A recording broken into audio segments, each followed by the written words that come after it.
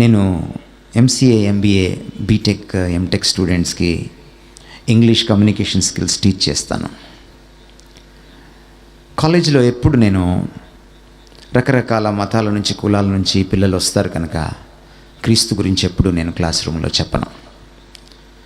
ఒకరోజు farewell function అయిపోయాక అందరం కూర్చొని పిల్లలతో, స్టూడెంట్స్తో నేను ఫ్రెండ్లీగా మాట్లాడుతూ ఉన్నప్పుడు పిచ్చపాటి ఒక స్టూడెంట్, హైందవ స్టూడెంట్, నా దగ్గరికి వచ్చి ఒక ప్రశ్న అడిగాడు. సార్, నాకు ఎప్పటి నుంచో ఉంది ఈ ప్రశ్న, మీరు నాకు జవాబు చెప్పాలి అన్నాడు. అడుగు అన్నాను నేను. శ్రీకృష్ణుల వారు 99 తప్పులు క్షమించారు, 100వ తప్పుకి శిశుపాలుని చంపేశాడు. కానీ యేసుక్రీస్తు వారు ఏమిటి సార్, ఎన్ని తప్పులు చేసినా క్షమిస్తానంటాడు, ఇది ఎలా అని అడిగాడు. మంచి ప్రశ్న.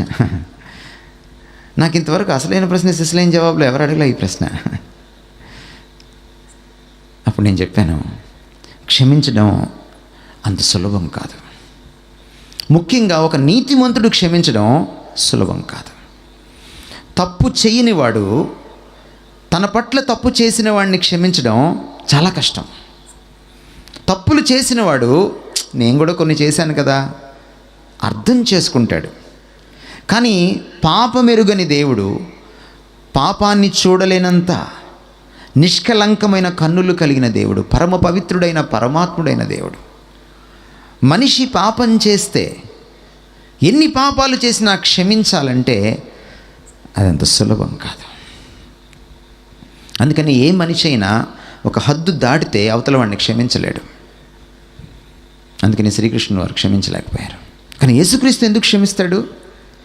ఎందుకంటే యేసుక్రీస్తు వారి విలక్షణత, గొప్పతనం ఏమిటంటే, ఎందుకు ఈయన అన్ని అవతారాలకు మించిన అవతారం అంటే, తానే ఆ తప్పుకు శిక్ష చెల్లించి, ఎంతటి పాపాన్నైనా కడిగివేయగలిగిన ప్రాయశ్చిత్తం చెల్లించి, పరిపూర్ణమైన ప్రాయశ్చిత్తం చెల్లించి, ఎవరినైనా ఎన్ని పాపాలనైనా క్షమించడానికి సిద్ధ మనస్సు కలవాడిగా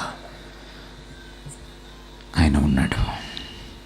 అందుకనే ఆయన ఎవరినైనా క్షమిస్తాడు, ఎంతటి పాపినైనా క్షమిస్తాడు.